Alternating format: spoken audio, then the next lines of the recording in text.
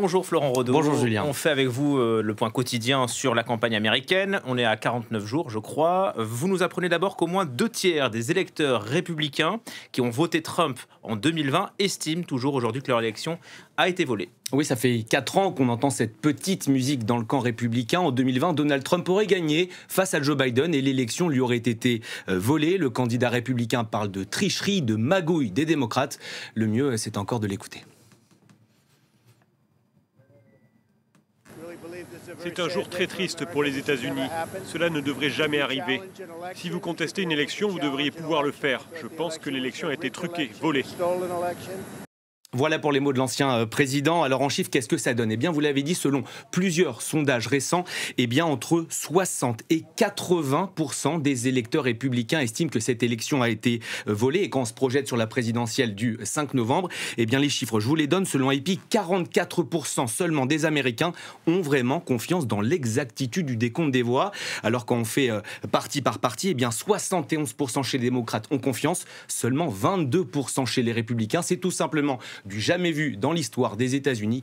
Et on se rend compte à quel point la rhétorique complotiste de Donald Trump peut s'avérer efficace, si vous me passez l'expression. Les pro-Trump qui appellent donc à surveiller ceux qui comptent les voix pour la prochaine présidentielle. Ils sillonnent le territoire américain. Oui, pour barrer la route à ces magouilleurs de démocrates, comme les appelle Donald Trump, eh bien le camp Trump, justement, a eu une idée, mobiliser des milliers d'observateurs à travers tout le pays, et notamment dans les swing states dont vous parlez souvent dans vos journaux, Julien, ces États qui sont susceptibles de basculer d'un camp à l'autre tous les 4 ans. C'est donc une campagne d'appel national à la vigilance, et si on peut l'appeler ainsi. Elle porte même un nom, la Protect the Vote Tour, protéger le vote des Américains. Cette tournée donc, alors pas de rockstar, vous l'avez compris cette fois, mais une armée de citoyens, la plupart républicains bien sûr. Leur mission, selon les organisateurs, veiller à ce qu'il n'y ait pas d'irrégularité, veiller également à ce que les étrangers ne votent pas.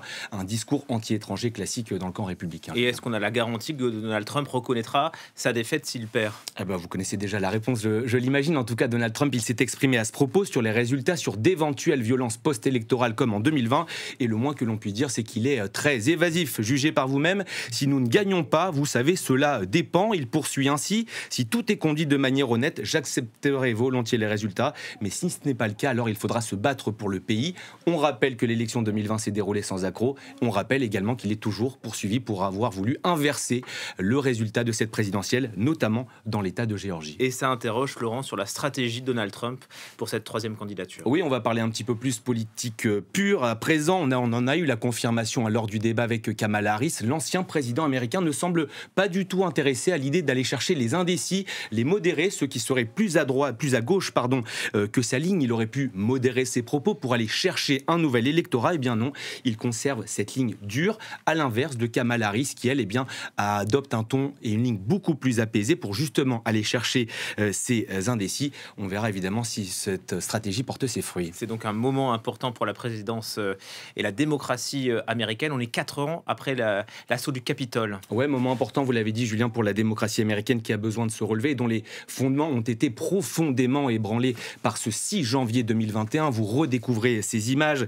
les images qui ont fait le tour du monde, ces milliers de partisans pro-Trump qui envahissent le Capitole. Claque historique pour la démocratie américaine, claque historique également pour les électeurs américains, notamment démocrates, qui ont confiance en leur système de vote, leur système électoral. Le 6 janvier 2021, finalement, les États-Unis ont prouvé qu'ils n'étaient pas plus solides qu'un autre pays. C'est aussi important pour l'image des États-Unis dans le monde. Oui, parce que, qu'on le veuille ou non, les États-Unis restent un modèle de référence dans le monde, à éviter pour certains, à suivre pour d'autres. Le meilleur exemple, c'est le Brésil en 2018. Jair Bolsonaro est élu 2 ans plus tard. Lui aussi, on a tenté de l'assassiner pendant sa campagne. Lui aussi, ses partisans ont envahi les institutions de Brasilia. C'est le 7 janvier 2023, 2 ans et 1 jour après les partisans de Donald Trump. On peut aussi s'interroger sur l'Argentine demain avec Javier Milei. Le raisonnement, c'est si Donald Trump a pu le faire dans la première puissance mondiale, pourquoi je ne pourrais pas le faire chez moi ? On comprendra tous à quel point cet engrenage peut s'avérer dangereux. Merci beaucoup, Florent, pour ce point.